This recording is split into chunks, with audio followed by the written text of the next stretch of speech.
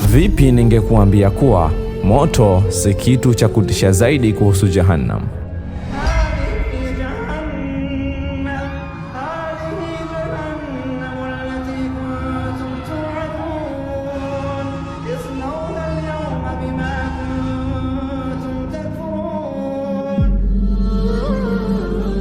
Kuna baridi ambayo usingetamani kuihisi hata kwa sekunde moja. Ni mahali panaponena, panapoghadhibika na kusubiri kuongezewa watu. Haya si mawazo ya kubuni, bali ni maelezo yaliyotajwa katika Qur'ani na Sunna. Watu wengi huifikiria Jahannam kama bahari ya miali mekundu ya moto, lakini ukweli ni mkubwa zaidi na wa kutisha zaidi. Mtume sallallahu alayhi wa alihi wasallam ametufahamisha kuwa moto wa dunia ni sehemu moja tu kati ya sehemu 70 za moto wa Jahannam. Pia ametueleza jambo ambalo wengi hawakulitarajia, kwamba Jahannam hupumua pumzi mbili. Pumzi moja wakati wa kiangazi ambayo ndiyo chanzo cha joto kali kabisa, na pumzi nyingine wakati wa baridi ambayo ndiyo chanzo cha baridi kali Zamharir. Baridi hiyo si faraja dhidi ya moto, bali ni aina nyingine ya adhabu. Lakini mambo hayaishi hapo. Qur'ani inaielezea Jahannam kana kwamba ni kiumbe chenye utambuzi wa kinachoizunguka.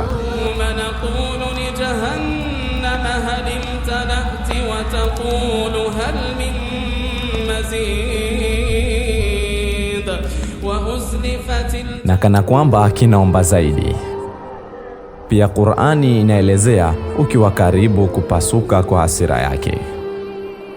Na siku ya Kiyama Jahannam italetwa huku ikivutwa na malaika.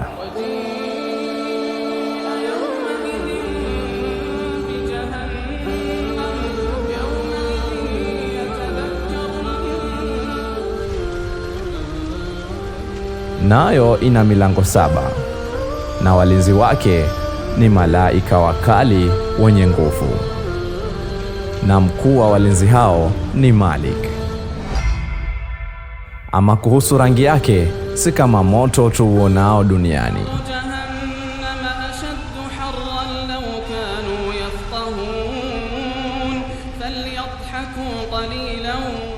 Imepokewa katika riwaya kwamba Jahannam iliwashwa kwa maelfu ya miaka mpaka ikawa nyeusi kabisa.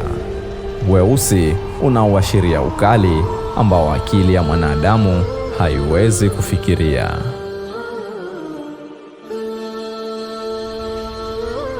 Huko hakuna mapumziko wala kifo. Njaa haiishi kamwe, lakini na chakula huongeza maumivu.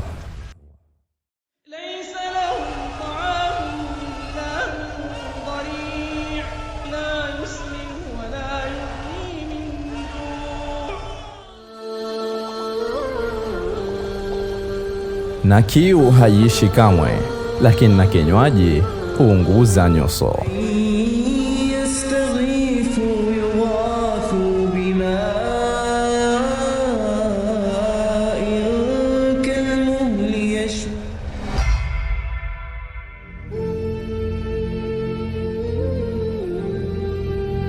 Kila ngozi zao zinapongua, Allah atawabadilisha nyingine ili waonje upya adhabu.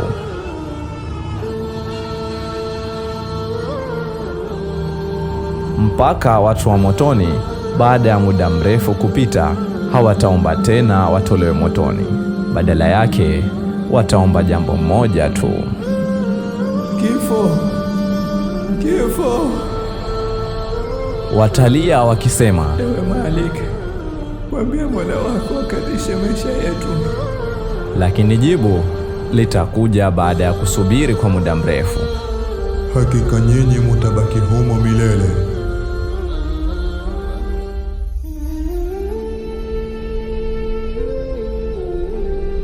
Hata hivyo, si kila atakayeingia motoni atabaki humo milele. Ametufahamisha Mtume sallallahu alayhi wasallam kwamba miongoni mwa waumini wapo watakaoingia motoni kwa sababu ya dhambi zao, kisha Allah atawatoa humo kwa rehema zake. Ama wale waliokufa katika ukafiri, Qur'ani imetufahamisha kwamba wao watadumu humo milele. Kwa sababu hiyo, Allah hakutueleza sifa za Jahannam ili tuziogope tu pekee.